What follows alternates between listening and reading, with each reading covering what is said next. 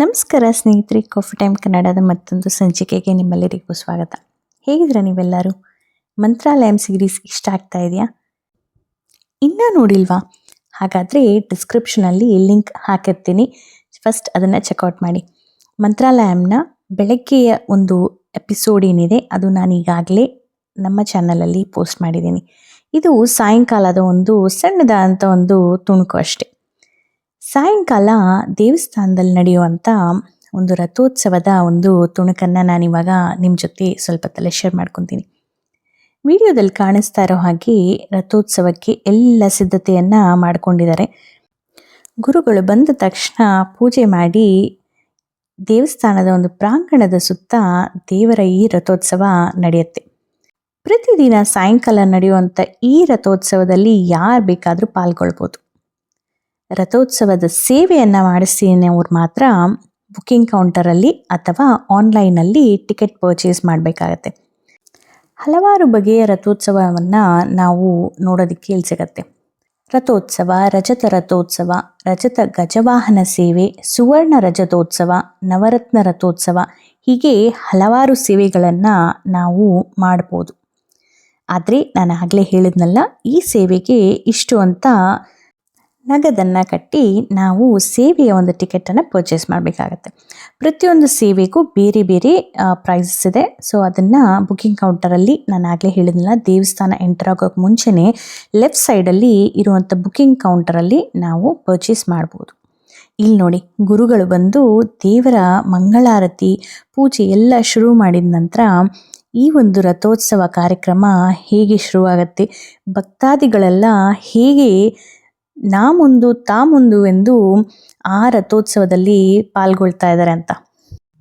ರಥೋತ್ಸವದಲ್ಲಿ ಯಾರು ಬೇಕಾದರೂ ವೀಕ್ಷಿಸ್ಬೋದು. ಆದರೆ ಸೇವೆಗೆ ಕೊಟ್ಟವರು ಮಾತ್ರ ಆ ಒಂದು ಪರ್ಟಿಕ್ಯುಲರ್ ಸೇವೆ ಯಾವುದವ್ರು ಚೂಸ್ ಮಾಡಿರ್ತಾರೋ ಆ ಸೇವೆಗೆ ಕೊಟ್ಟವರು ಈ ರೀತಿ ರಥವನ್ನು ಎಳೆಯೋದಕ್ಕೆ ಒಂದು ಅವಕಾಶ ಸಿಗತ್ತೆ. ಎಲ್ಲ ಕಡೆ ಇರೋ ಹಾಗೆ ಇಲ್ಲೂ ಹೆಣ್ಮಕ್ಕಳಿಗೆ ಆ ಅವಕಾಶ ಇಲ್ಲ. ಆದರೆ ಗಂಡು ಮಕ್ಕಳು ಯಾರಾದರೂ ಈ ಒಂದು ರಥವನ್ನು ಎಳಿತೀವಿ, ಸೇವೆಗೆ ಕೊಟ್ಟಿದ್ದೀವಿ ಅಂದರೆ ಅವರು ಇಲ್ಲಿ ಗೊತ್ತಲ್ಲ ಯೂನಿಫಾರ್ಮ್ ಕೋಡ್ ಏನಿದೆ ಅಂತ, ಅದನ್ನು ಫಾಲೋ ಮಾಡ್ತಾ ಈ ಒಂದು ಸೇವೆಯನ್ನು ಪೂರ್ತಿ ಮಾಡ್ಬೋದು. ಈ ಒಂದು ಯೂನಿಫಾರ್ಮ್ ಕೋಡ್ ಇಲ್ಲ ಅಂದರೆ ಏನೂ ಮಾಡೋಕ್ಕಾಗಲ್ಲ, ಅದೆಲ್ಲರಿಗೂ ಗೊತ್ತಿರೋದೆ. ಇವರ ವೆಬ್ಸೈಟಲ್ಲಿ ಪ್ರತಿಯೊಂದು ಡೀಟೇಲ್ಸನ್ನು ನೀವು ಪಡ್ಕೋಬೋದು. ಸೇವೆದಿರ್ಬೋದು, ರೂಮ್ ಬುಕ್ಕಿಂಗ್ ಇರ್ಬೋದು, ಪ್ರತಿಯೊಂದು ಇವ್ರ ವೆಬ್ಸೈಟಲ್ಲಿ ಇನ್ಫಾರ್ಮೇಷನ್ ಅವೈಲಬಲ್ ಇದೆ. ಹೋಗಿ ಚೆಕ್ಔಟ್ ಮಾಡಿ. ನಾನು ವೆಬ್ಸೈಟ್ ಲಿಂಕ್ನ ನಾನು ಡಿಸ್ಕ್ರಿಪ್ಷನಲ್ಲಿ ಲಿಂಕ್ ಮಾಡಿರ್ತೀನಿ. ನೋಡಿ, ಇಲ್ಲಿ ಈ ರೀತಿ ದೊಡ್ಡ ದೊಡ್ಡ ಸ್ಕ್ರೀನಲ್ಲಿ ಈ ರಥೋತ್ಸವದ ಒಂದು ಕಾರ್ಯಕ್ರಮವನ್ನು ನಾವು ವೀಕ್ಷಿಸಲೂಬೋದು. ರಥೋತ್ಸವ ನಡೆಯೋದಕ್ಕಿಂತ ಮುಂಚೆ ಗರ್ಭಗುಡಿಯ ನಮ್ಮ ರಾಯರ ಒಂದು ಬೃಂದಾವನದ ದರ್ಶನ ಸಹ ನಮಗೆ ಮಾಡೋದಕ್ಕೆ ಸಿಗತ್ತೆ. ಇಲ್ಲಿ ನೋಡಿ, ಒಂದು ರಥದಿಂದ ಇನ್ನೊಂದು ರಥಕ್ಕೆ ದೇವರನ್ನು ಟ್ರಾನ್ಸ್ಫರ್ ಮಾಡ್ತಾ ಇದ್ದಾರೆ. ನಾನಾಗಲೇ ಹೇಳಿದ್ನಲ್ಲ, ಎಲ್ಲ ವಿಧವಾದ ಒಂದು ರಥೋತ್ಸವ ಇಲ್ಲಿ ನಡೆಯುತ್ತೆ ಅಂತ. ಸೊ ಒಂದು ರಥೋತ್ಸವದ ಒಂದು ಸೇವೆಯ ನಂತರ ಈ ರೀತಿ ಇನ್ನೊಂದು ರಥೋತ್ಸವದ ಸೇವೆಗೆ ಸಿದ್ಧ ಮಾಡ್ಕೊಳ್ತಾ ಇದ್ದಾರೆ.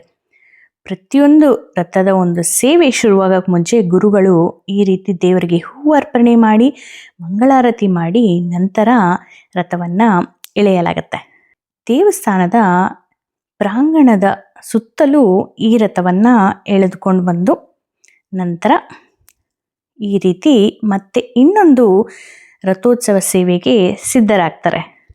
ಬೆಳಿಗ್ಗೆ ದೇವರ ದರ್ಶನ ಪಡೆದು ಬಿಚ್ಚಾಲೆ, ಪಂಚಮುಖಿ, ಅಭಯ ಆಂಜನೇಯನ ದೇವಸ್ಥಾನಕ್ಕೆ ಎಲ್ಲ ಹೋಗಿ ದೇವರ ದರ್ಶನವನ್ನು ಮಾಡ್ಕೊಂಬಂದರೆ ಈ ರೀತಿ ಸಾಯಂಕಾಲ ರಥೋತ್ಸವವನ್ನು ಸಹ ನೋಡಿ ಮಾರನೇ ದಿನ ಮತ್ತೆ ನಮ್ಮ ಪ್ರಯಾಣವನ್ನು ಮುಂದುವರಿಸ್ಬೋದು. ಎಷ್ಟು ಜನ ಸೇರಿದಾರಲ್ವಾ?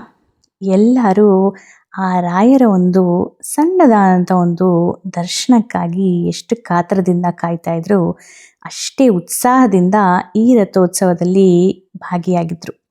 ಅಲ್ಲಿ ಸಣ್ಣ ಪುಟ್ಟ ಮಗುವಿನಿಂದ ಹಿಡಿದು ಅಲ್ಲಿ ಒಬ್ಬರು 95 ವರ್ಷದ ಅಜ್ಜಿ ಸಹ ಈ ಒಂದು ರಥೋತ್ಸವವನ್ನು ನೋಡೋದಕ್ಕೆ ಕಾತರದಿಂದ ಕಾಯ್ತಾ ಇದ್ರು. ಹಾಗೆ ತೇರಿನೊಂದಿಗೆ ಪ್ರದಕ್ಷಿಣೆ ಸಹ ಮಾಡ್ತಾಯಿದ್ರು. ಅವರ ಉತ್ಸಾಹವನ್ನು ನೋಡಿದಾಗ ನಂಗೆ ನಿಜವಾಗ್ಲೂ ನಾವು ಈಗಲೇ ಸ್ವಲ್ಪ ಓಡಾಡಿದ್ರೇ ಯಾಕಪ್ಪ ಇಷ್ಟು ಸುಸ್ತಾಗತ್ತೆ ಹಾಗೆ ಹೀಗೆ ಅಂತ ಇರ್ತೀವಿ.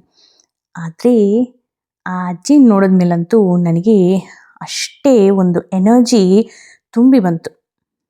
ಭಕ್ತಿಗೆ ವಯಸ್ಸಿಲ್ಲ ಅನ್ನೋದನ್ನ ಸಹ ಅಜ್ಜಿ ಅವತ್ತು ನನಗೆ ಅರಿವು ಉಂಟು ಮಾಡಿದ್ರು. ನೋಡಿದ್ರಲ್ಲ, ರಥೋತ್ಸವ ಎಲ್ಲ ನೋಡಿಕೊಂಡು ನಾವು ಹೀಗೆ ಹೊರಗೆ ಬಂದು ಅಂಗಡಿಗಳೆಲ್ಲ ಸ್ವಲ್ಪ ಸುತ್ತ ಹಾಕಿ ಹೋಗಿ ಅವತ್ತು ಸುಸ್ತಾಯಿಸ್ಕೊಂಡ್ವಿ. ನಂತರ ಮಾರನೇ ದಿನ ನಮಗೆ 6 ಗಂಟೆಗೆ ಮಂತ್ರಾಲಯಂ ರೋಡಿಂದ ಅದೇ ವಂದೇ ಭಾರತ್ ಟ್ರೈನ್ ಮತ್ತೆ ಬೆಂಗಳೂರು ಕಡೆಗೆ ಇತ್ತು. ಸೊ ಹಾಗಾಗಿ ನಾವು ಈ ರೀತಿ ಸ್ಟೇಷನ್ ಹತ್ರ ಬಂದ್ವಿ. ಬೆಳಿಗ್ಗೆ ಆ ಸೂರ್ಯೋದಯ ನೋಡಿದ್ರ ಒಂದು ಅನುಭವನೇ ಬೇರೆ ಅಲ್ವಾ? ಹಾಗಾಗಿ ಆ ಒಂದು ಸುಂದರವಾದ ದೃಶ್ಯನ ನೋಡ್ತಾ ಮಂತ್ರಾಲಯ ದೇವಸ್ಥಾನದಿಂದ ರಾಯರ ಅಪ್ಪಣೆ ಪಡೆದು ನಂತರ ನಾವಿಲ್ಲಿ ಮಂತ್ರಾಲಯಂ ರೋಡ್ ಸ್ಟೇಷನ್ಗೆ ಬಂದ್ವಿ. ಸ್ವಲ್ಪ ಹೊತ್ತು ಕಾದ ನಂತರ ಟೈಮಿಗೆ ಸರಿಯಾಗಿ, ಹೌದು ಮತ್ತೆ ನಾನು ಅದನ್ನೇ ಹೇಳ್ತಾ ಇದ್ದೀನಿ, ಟೈಮಿಗೆ ಸರಿಯಾಗಿ ವಂದೇ ಭಾರತ್ ಟ್ರೈನ್ ಸ್ಟೇಷನ್ಗೆ ಬಂದೇ ಬಿಡ್ತು. ಬೆಳಗಿನ ಜಾವದಲ್ಲಿ ಈ ರೀತಿ ಟ್ರೈನ್ಗಳು ಹೋಗೋದು ನೋಡೋದಕ್ಕೆ ತುಂಬಾ ಒಂಥರ ಎಕ್ಸೈಟಿಂಗ್ ಆಗಿತ್ತು, ತುಂಬಾ ಚೆನ್ನಾಗಿತ್ತು. ಅದರಲ್ಲೂ ನಾನು Vande Bharat train station enter ಆಗೋದನ್ನು ವಿಡಿಯೋ ಮಾಡಲೇಬೇಕು ಅಂತ ತುಂಬ ಹೊತ್ತು ಈ ರೀತಿ ಕಾಯ್ತಾ ಇದ್ದೆ. ಅಲ್ಲಿ ನೋಡಿ, ಇನ್ನು ಸ್ಟೇಷನ್ಗೆ ಬರೋದಕ್ಕೆ ಟ್ರೈನ್ ಎಷ್ಟು ನಿಮಿಷ ಇದೆ ಅಂತ ಹೇಳಿಬಿಟ್ಟು ಅಲ್ಲಿ ಡಿಸ್ಪ್ಲೇ ಆಗ್ತಾ ಇದೆ. ನಮ್ಮ ಮೆಟ್ರೋ ಸ್ಟೇಷನಲ್ಲಿ ಡಿಸ್ಪ್ಲೇ ಆಗುತ್ತಲ್ಲ, ಸೇಮ್ ಅದೇ ರೀತಿ ಇಲ್ಲಿ ಡಿಸ್ಪ್ಲೇ ಆಗ್ತಾ ಇತ್ತು. ಆದರೆ ಅಲ್ಲಿ ತೋರಿಸ್ತಾ ಇದ್ದಂಥ ಟೈಮ್ ಮೂನೇ ಆಗ್ತಾ ಇರಲಿಲ್ಲ. ಯಾವಾಗಪ್ಪ ಟ್ರೈನ್ ಬರುತ್ತೆ, ನಾನು ಯಾವಾಗ ಅದನ್ನು ವಿಡಿಯೋ ಮಾಡ್ಕೊಳ್ತೀನಿ ಅಂತ ನಾನಂತೂ ಕಾತರದಿಂದ ಕಾಯ್ತಾ ಇದ್ದೆ. ತುಂಬಾ ಹೊತ್ತು ಮಾಡಿಬಿಡ್ತು ಅಂತ ಅನ್ನಿಸ್ತು. ಒಂದು ಒಳ್ಳೆಯ ವಿಡಿಯೋ ಫುಟೇಜ್ ತೊಗೋಬೇಕು ಅಂದರೆ ಕಾಯಲೇಬೇಕಲ್ವಾ? ಆ ಕಾತರಕ್ಕೆ ಒಂದು ಪ್ರತಿಫಲನೇ ಈ ಒಂದು ಸುಂದರವಾದ ಒಂದು ಫುಟೇಜ್. ನೋಡಿ ಎಷ್ಟು ಸುಂದರವಾಗಿದೆ ಅಂತ. ನನಗಂತೂ ತುಂಬಾ ಇಷ್ಟ ಆಯಿತು. ಟ್ರೈನ್ ಎಂಟರ್ ಆಗ್ತಾ ಇರೋವಂಥ ವಿಡಿಯೋ ಸೂಪರ್ ಆಗಿದೆ ಅಲ್ಲ? ನಿಮ್ಗೆ ಹೇಗನ್ನಿಸ್ತು ಅಂತ ತಿಳಿಸೋದನ್ನು ಮರಿಬೇಡಿ. ಹಾಗೆ ಟ್ರೈನ್ ಬಂದು ನಿಂತ ನಂತರ ನಾವು ಟ್ರೈನ್ನಲ್ಲಿ ಹತ್ತಿ ಕೂತ್ಕೊಂಡ್ವಿ. ಈ ಟ್ರೈನ್ ಸ್ವಲ್ಪ ವಿಭಿನ್ನವಾಗಿತ್ತು. ನಾವು ಬೆಂಗಳೂರಿಂದ ಮಂತ್ರಾಲಯಂ ಬಂದಂಥ ಟ್ರೈನು ಕಲರ್ ಬೇರೆ ಇದ್ದಿದ್ದು ಒಂದೇ ಅಲ್ಲ, ಇದರಲ್ಲಿ ಸ್ವಲ್ಪ ಡಿಫ್ರೆಂಟ್ ಆಗೂ ಸಹ ಇತ್ತು. ಆದರೆ ನಾನು ವಿಡಿಯೋ ಮಾಡ್ಕೊಳ್ಳೋದೇ ಮರ್ತೋದೆ. ಇಲ್ಲಿ ನೋಡಿ, 10 ಕೂತ್ ನಂತರ ಅನಂತಪುರ ಹತ್ರ ಬರ್ತಿದ್ದಂತೆ ಬ್ರೇಕ್ಫಾಸ್ಟ್ ಸಹ ಕೊಟ್ಟರು. ಇದರಲ್ಲಿ ನನಗೆ ಇಷ್ಟ ಆಗದಿರೋ ವಿಷಯ ಅಂದರೆ ಆ ಬ್ರೆಡ್. ಹೊರದೇಶದಲ್ಲಿದ್ದಾಗ ಏನೋ ಬ್ರೆಡ್ ತಿನ್ನೋದು ಏನು ಮಾಡೋಕ್ಕಾಗಲ್ಲ, ಅದನ್ನೇ ತಿನ್ನಬೇಕು. ಆದರೆ ಇಂಡಿಯಾ ಟ್ರೈನ್ಸಲ್ಲೂ ಬ್ರೆಡ್ ಕೊಟ್ಟಾಗ ನಂಗೆ ಸ್ವಲ್ಪ ಅದು ಯಾಕೋ ಬೇಜಾರಾಯಿತು. ಆದರೆ ಈ ಒಂದು ಟೀ ಇದೆ ನೋಡಿ, ನಾನು ಹಿಂದಿನ ವಿಡಿಯೋದಲ್ಲೂ ಹೇಳಿದ್ದೆ ಇನ್ಸ್ಟಂಟ್ ಟೀ ಪೌಡರ್ ಕೊಟ್ಟಿದ್ರು ಅಂತ. ಟ್ರೈ ಮಾಡೋಣ ಅಂತ ಈ ಸಲ ಕುಡಿದೆ. ನನಗಂತೂ ಇಷ್ಟ ಆಗಿಲ್ಲ. ಇನ್ಸ್ಟೆಂಟ್ ಕಾಫಿ ಬೇಕಾದರೆ ಹೇಗೋ ಹಾಗೆ ಕುಡಿದ್ಬಿಡ್ಬೋದು, ಆದರೆ ಇನ್ಸ್ಟೆಂಟ್ ಟೀ ಅಷ್ಟು ರುಚಿ ಅನಿಸಿಲ್ಲ. ಸುಂದರವಾದ ಒಂದು ದೃಶ್ಯ, ವಿಂಡ್ಮಿಲ್ಸ್ನ ನೋಡ್ತಾ ಹೇಗೋ ಹಾಗೆ ಅದೇ ಟೀನ ಕುಡಿದು ಮುಗಿಸ್ದೆ. ಇನ್ನು ತೊಗೊಂಡ್ಮೇಲೆ ವೇಸ್ಟ್ ಮಾಡೋದು ನನಗಿಷ್ಟ ಇರಲಿಲ್ಲ. ಆದರೆ ಆ ಬೆಟ್ಟ ಗುಡ್ಡಗಳೆಲ್ಲ ನೋಡೋದಕ್ಕೆ ತುಂಬಾ ಚೆನ್ನಾಗಿತ್ತು. ವಂದೇ ಭಾರತ್ ಟ್ರೈನ್ ಅಂತೂ ನನಗೆ ತುಂಬಾ ಒಂದು ವಿಭಿನ್ನವಾದ, ಒಂದು ಅಪರೂಪವಾದ ಒಂದು ಎಕ್ಸ್ಪೀರಿಯೆನ್ಸೇ. ಅಪರೂಪ ಅಂತ ಯಾಕೆ ಹೇಳ್ತೀನಿ ಅಂದರೆ, ಫಸ್ಟ್ ಟೈಮ್ ಎಕ್ಸ್ಪೀರಿಯೆನ್ಸಸ್ ಯಾವಾಗಲೂ ಅಪರೂಪನೇ ಅಲ್ವಾ? ಹಾಗಾಗಿ ಇದು ನನಗೆ ತುಂಬಾ ಸ್ಪೆಷಲ್. ಈ ಒಂದು ಜರ್ನಿನೇ ನಂಗೆ ತುಂಬಾ ಸ್ಪೆಷಲ್. ಯಾಕಂದರೆ ಸುಮಾರು ವರ್ಷಗಳ ನಂತರ ರಾಯರ ದರ್ಶನವನ್ನು ಪಡೆದಿದ್ದು ನನಗಿನ್ನೂ ಒಂದು ಸಾಕಷ್ಟು ಖುಷಿಯನ್ನು ತೊಗೊಂಬಂತು. ಎಷ್ಟೋ ಒಂದು ಸಲ ಪ್ಲ್ಯಾನ್ ಮಾಡಿದಾಗಲೇ ನಾವು ಈ ರೀತಿ ಹೋಗೋಕ್ಕಾಗಲ್ಲ. ಆದರೆ ಈ ಸಲ ಏನು ಪ್ಲ್ಯಾನ್ ಇಲ್ಲದೆ ಆಗಿಂದಾಗ ಅಂದ್ಕೊಂಡು ಹೋಗಿದ್ದು ನನಗೆ ತುಂಬ ಇಷ್ಟ ಆಯಿತು. ಹಾಗೆ ಒಳ್ಳೆಯ ದರ್ಶನವನ್ನು ಸಹ ಮಾಡಿಕೊಂಡ್ವಿ. ನಿಮ್ಗೆ ಯಾರಿಗಾದರೂ ಏನಾದರೂ ಇನ್ಫಾರ್ಮೇಷನ್ ಬೇಕು ಅಂದರೆ ನಂಗೆ ಮೆಸೇಜ್ ಮಾಡಿ, ಕಮೆಂಟ್ ಮಾಡಿ ಸಹ ತಿಳಿಸ್ಬೋದು. ಇನ್ಸ್ಟಾಗ್ರಾಮಲ್ಲಿ ನೀವು ಮೆಸೇಜ್ ಮಾಡಿ ಸಹ ತಿಳಿಸ್ಬೋದು. ನನಗೆ ಗೊತ್ತಿರೋವಂಥ ಇನ್ಫಾರ್ಮೇಷನ್ನ ನಾನು ಈಗಾಗಲೇ ಶೇರ್ ಮಾಡಿದ್ದೀನಿ. ಇನ್ನೂ ಏನಾದರೂ ಬೇಕು ಅಂದರೆ ನಂಗೆ ಗೊತ್ತಿರೋವರೆಗೂ ನಾನು ನಿಮ್ಮ ಜೊತೆ ಶೇರ್ ಮಾಡ್ತೀನಿ. ಮರ್ತೆ ಅಂದ್ಕೊಂಡ್ರಾ? ಇಲ್ಲ, ನಾನು ಟಿಕೆಟ್ ಬುಕ್ ಮಾಡೋ ರೀಲ್ನ ನಾನು ನಿಮ್ಮ ಜೊತೆ ಶೇರ್ ಮಾಡ್ತೀನಿ. ಅದನ್ನು ನಾನಿನ್ನೂ ಮರ್ತಿಲ್ಲ. ಸರಿ, ಮತ್ತೆ ಮುಂದಿನ ಒಂದು ಸೀರೀಸ್ ಏನಿರ್ಬೋದು, ಏನು ಹಾಕ್ತೀನಿ ಅಂತ ಗೆಸ್ ಮಾಡೋ ಹಾಗಿದ್ರೆ ಗೆಸ್ ಮಾಡಿ ಕಮೆಂಟ್ ಮಾಡಿ ತಿಳಿಸಿ. ಬೆಂಗಳೂರು ಹತ್ರ ಬರ್ತಿದ್ದಂತೆ ಈ ರೀತಿ ಮೀಲ್ಸ್ ಸಹ ಬಂದ್ಬಿಡ್ತು.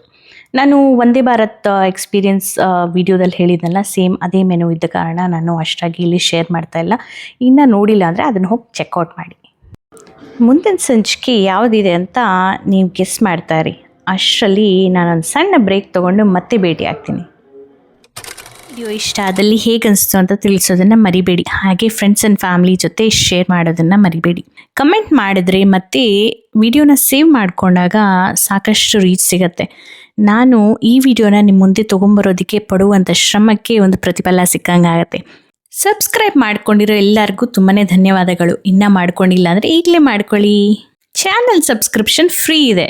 ಸರಿ, ಮತ್ತೆ ಮುಂದಿನ ಸಂಚಿಕೆಯಲ್ಲಿ ಮತ್ತೊಂದು ಇಂಟ್ರೆಸ್ಟಿಂಗ್ ವಿಡಿಯೋದೊಂದಿಗೆ ಮತ್ತೆ ಭೇಟಿ ಆಗ್ತೀನಿ. ಅಲ್ಲಿವರೆಗೂ ಗೊತ್ತಲ್ಲ, ಖುಷಿಯಾಗಿರಿ, ಖುಷಿನ ಹಂಚ್ತಾ ಇರಿ. ಬಾಯ್. ಶ್ರೀ ಗುರುಭ್ಯೋ ನಮಃ.